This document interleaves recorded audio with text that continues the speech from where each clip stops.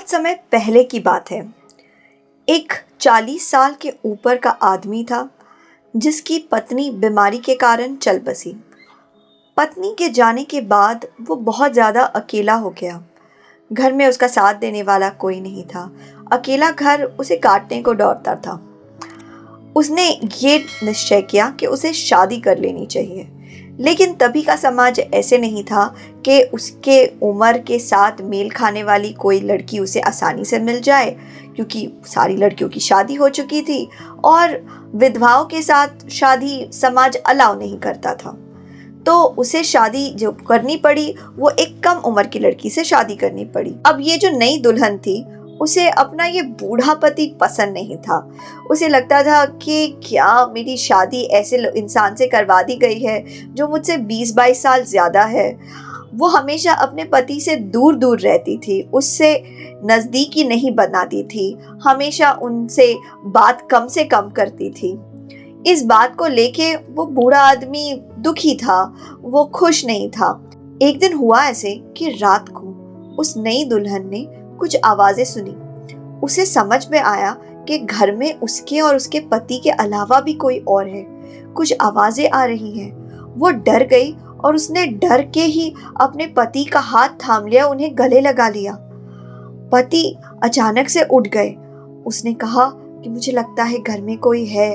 पति को सहमे हुए पकड़ के उसने कहा कि आप जरा जाके देखिए कि कौन है, क्या स्थिति है।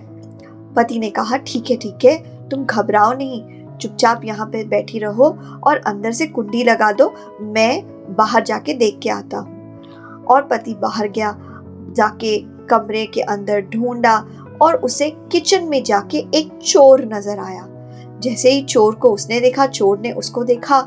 इसके पहले कि चोर कुछ कहता, उस बूढ़े आदमी ने कहा शांत रहो, मैं नहीं चिल्लाने वाला हूँ, मैं तो बल्कि तुम्हें धन्यवाद देने वाला हूँ कि आज तुम्हारी वजह से मेरी पत्नी पहली बार मेरे पास आई है, तो इसलिए बहुत धन्यवाद। चोर ने कहा ठीक है, मुझे खुशी है तुम्हारी पत्नी तुम्हारे पास आ गई।